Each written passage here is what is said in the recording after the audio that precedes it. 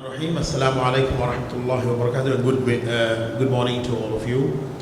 Thank you very much, our moderator and every member of different faith, and especially the International Institute of Advanced Islamic Studies to have such an event where we need it the most.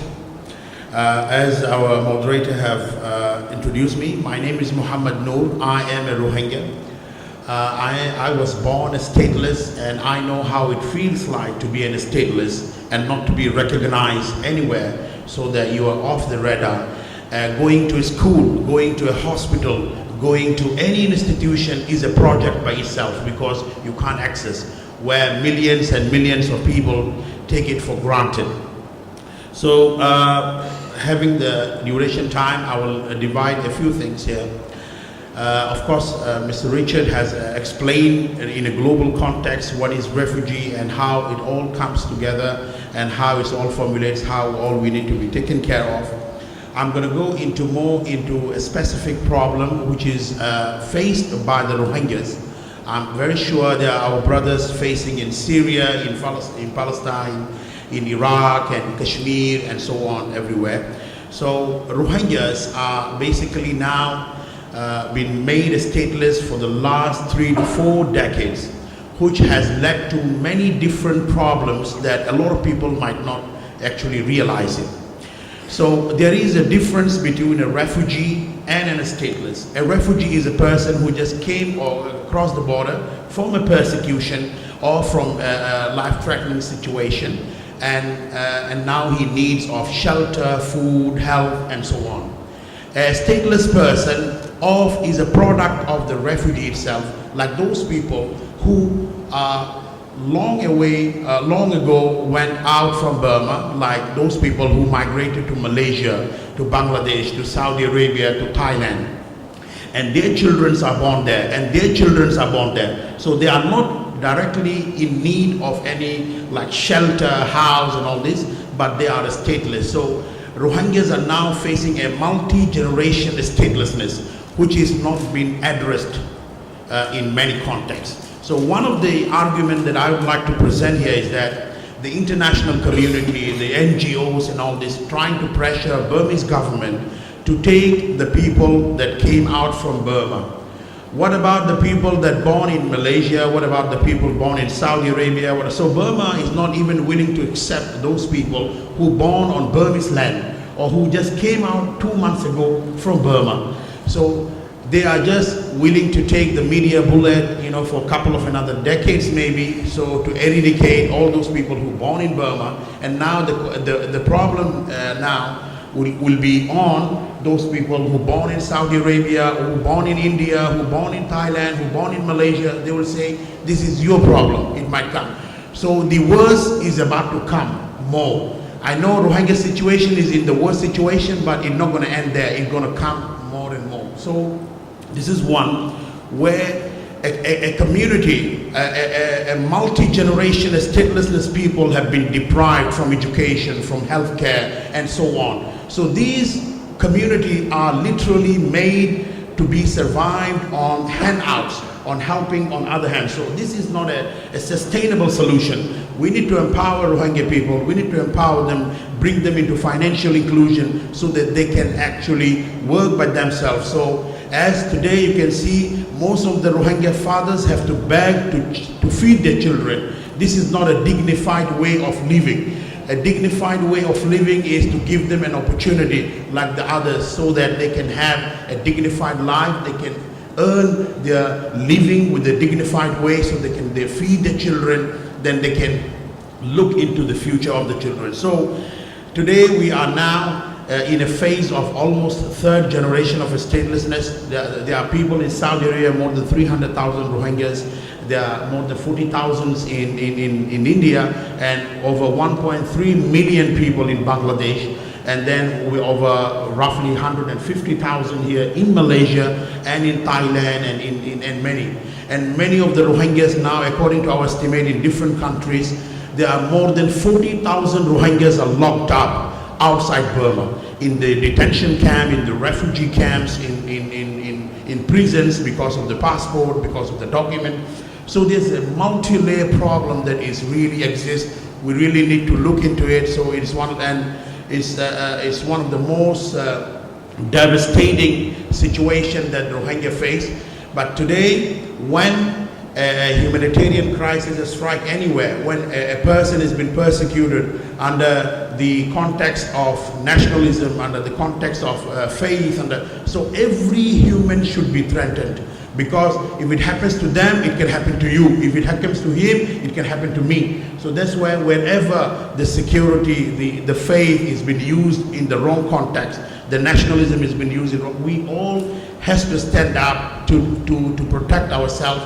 We cannot say that it is not our problem. But somehow, as Mr. Richard has said, this is our problem. It is here. Everybody is with it. Everybody is in it. So we have to solve. So the next thing that I would like to mention before I finish is that I am the co-founder of the Rohingya project. So I would like to introduce what is the Rohingya project. So Rohingya project in a simple answer is like an antidote or antivirus of the problem that is faced by the Rohingya in certain contexts. One of the contexts is that if you look into it as Rohingya, the stateless people especially, they are not allowed to get access into education system. I'm not talking about any specific countries, but in general in countries that Rohingya exist, they are not allowed to access into education system, they are not allowed to access into healthcare system, and they are not allowed to participate in any financial services. So Rohingya project would like to bring a solution to it, and one of the core issue to that is that a state-backed identity. So identity can be classified into many different identity, like a personal identity and like a government identity and all this. But government able to have a kill switch for the Rohingya. So we Rohingya have been a part of the Burma, not only after the democracy, but long before the democracy, like the Japanese War and the British War before 1942 and so on. And we were a member of Burmese society all the way until 1982, where they started a kill switch, says that Rohingya is from today delisted from the ethnic minority. That's where we all dead. That's where we all been killed. That's where we all been off the radar. But now, the problem is now got into so much complicated. That's why identity is one of the core issue of the problem. So what we like to do is, the way technology has revolutionized the world. There was a time when you want to send out a video in a national TV, you need to know someone and he need to know someone else to get to an editor to get your video published. But today, if you have a mobile phone and you have a YouTube, you can be next celebrity, you can be next star. So technology has break a lot of bureaucracy, a lot of all this multi-layer bureaucratic problem. And today, those was the days when you can't even send a message to a person above you. Today, you can send a message, a tweet to a president, to anyone in the world. Whether they look at it is a different matter. So technology has brought many solutions. So in the Rohingya project, we are trying to propose a solution called the blockchain technology, where blockchain technology has implemented so many things. One of the cryptocurrencies, and then so many other applications are there. But blockchain is a technology, it's called a decentralized technology that caters and used for many various things. So we would like to bring a solution into the Rohingya community using a blockchain technology, where a digital access key will be given for the Rohingya community to access a financial platform where there will be many financial applications, such as banking institution will be involved, P2P lending will be involved, microfinancing for small projects.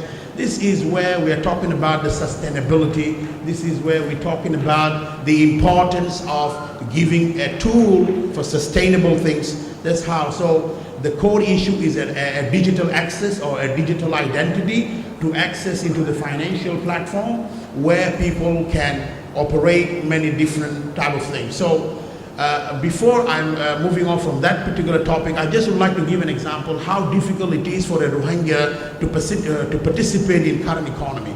There are many Rohingyas who have managed to get through, some get some of the basic education, through UNHCR school or through many NGO school and all this. So these people sometimes are being hired by the international media like Al Jazeera, Reuters and all this. So sometimes when they are asked to do a service like a translation, I'm just giving an example, like a translation, once the translation has been done, if they want to pay from New York to Kuala Lumpur, from Berlin to Bangladesh, even Western Union does not accept money for the Rohingya people. That's how it is difficult. Forget about the banking institution.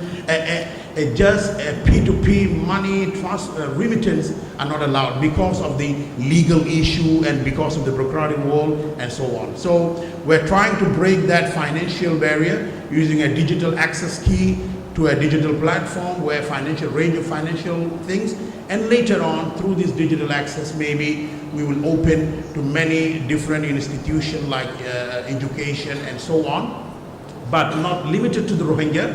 Once we are done with the Rohingya project, there are many other stateless people, our brothers and sisters all across the globe, where we would like to give this open source solution to the rest of the world where refugee can participate, where stateless people can participate. So I'd like to end, so this is the project is all about. If you want to know more, maybe we can talk after the session. But I would like to end with a few words, which is very important. Every religion is like a flower, and these flowers should not be, smashed because you don't like it, because this faith doesn't like that faith. So it's like God has created this beautiful garden, and each religion is a flower of a different color and smell and shape. So to make a garden, you do not need just leaves, but you need different type of flowers and colors and shapes. So we are the flowers of that garden, and we are the guardians. So we need to guard our garden so that this can prosper for our next generation. Thank you very much.